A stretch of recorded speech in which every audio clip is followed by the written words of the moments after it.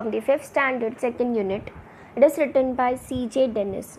This is a humorous poem written by C.J. Dennis, tickles the reader's funny bones and ushers laughter. The main character of this poem is a very funny insect whose name is Trinty Gonglo, the funny name given by the poet here. The poet describes its physical appearance, eating habits and other activities of the insect. Let's see the first paragraph of this poem. There is a very funny insect that you do not often spy, and it isn't quite a spider and isn't quite a fly.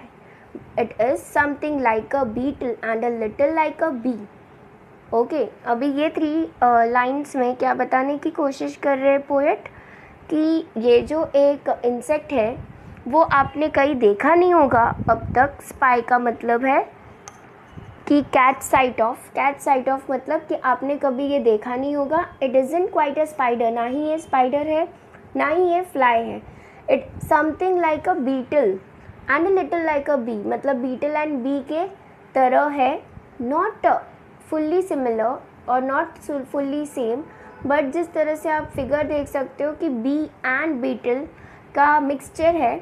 But nothing like a woolly grub that climbs upon a tree, but बिल्कुल भी नहीं एक worm की तरह. Worm जो लार्वे of an insect होता है तो उसकी तरह तो नहीं है बिल्कुल.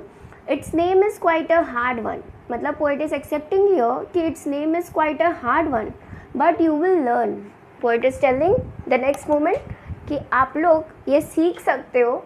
आई होप सो ट्राई करो. ट्राइंटी गोंगलो. Now second paragraph. It lives on weeds and wattle gum and has a funny face. Its appetite is hearty and its manners a disgrace. It lives on weeds means unwanted plants, and wattle gum and has a funny face. Wattle gum का मतलब होता है कि यहाँ पर Australian गम को wattle gum कहा गया है. and has a funny face मतलब उसका फेस ज़रा सा फनी है. Its appetite is hearty. appetite का मतलब desire to have the food, मतलब वो फूड कितना खा सकता है उस हिसाब से. एपिटाइट इज हार्टी मतलब ठीक अच्छा भला है. And its manners are disgrace का मतलब है loss of respect due to one's action, मतलब वो एक्शंस की वजह से उसको डिस्ग्रेस कहा गया है.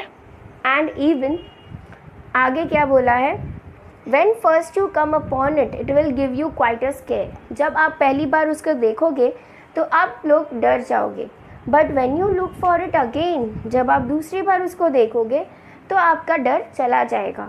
And unless you call it softly it will stay away, मतलब जब तक आप अच्छे से उसे बुलाओगे नहीं उसके नाम से जो है ट्राइंटी गोंगलो, तब तक वो आपसे दूर ही रहेगा और वो आएगा भी नहीं आपके पास. उसके बाद it trembles if you tackle it. Shake, tackle का मतलब है कि जब हम लोग उसको टिकल करने की कोशिश करेंगे, मतलब लाइट टच करने की कोशिश करेंगे तो वो ट्रेम्बल हो जाएगा. ट्रेम्बल मतलब शेक. और ट्रेड अपॉन इट्स टोस मतलब वही ट्रेम्बल मतलब शेक हो जाना. It is not an early riser but it has a snobbish nose. वो अर्ली राइजर तो नहीं है बट स्नबिश नोज़ ज़रूर है उसका. स्नबिश का मतलब शॉर्ट. इफ़ यू स्नीर और स्कोल्ड मतलब अगर आप उसे डांटोगे तो वो scuttle of in Shem. Scuttle का मतलब रन अवे हरीडली, मतलब वो उधर से हरीडली चला जाएगा. But it purse and purse quite proudly. Purse का मतलब होता है कि जिस तरह से कैट का साउंड होता है उसी तरह से इसका एक साउंड होगा. वो करेगा, वो वहीं पे खड़े रह के, क्योंकि उसको अच्छा लग रहा है खुद का नाम सुनने के लिए.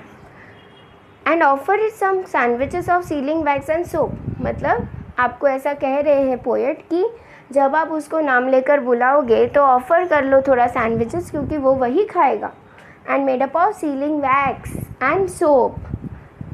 अभी आप लोग सोचोगे कि ऐसे कैसे sandwiches. This is an imaginary poem just written. Okay, so it's not the reality. Now see in the last paragraph.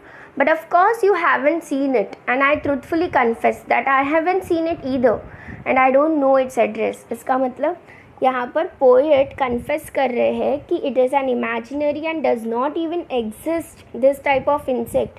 It is just for entertainment basis and to laugh aloud with the children. For there isn't such an insect though there really might have been if the trees and the grass were purple and the sky was bottle green. It's just a little joke of mine. समझे? It's just a little joke of mine which you will forgive. मतलब वो समझते हैं कि ये little joke आप लोग forgive कर लोगे, क्योंकि ऐसा कोई भी इंसेक्ट है ही नहीं जिसका नाम ट्राइंटी वॉन्टी गोंगलोप हो और कुछ ऐसा फिजिकल अपीयरेंस हो. So I hope you have understood it.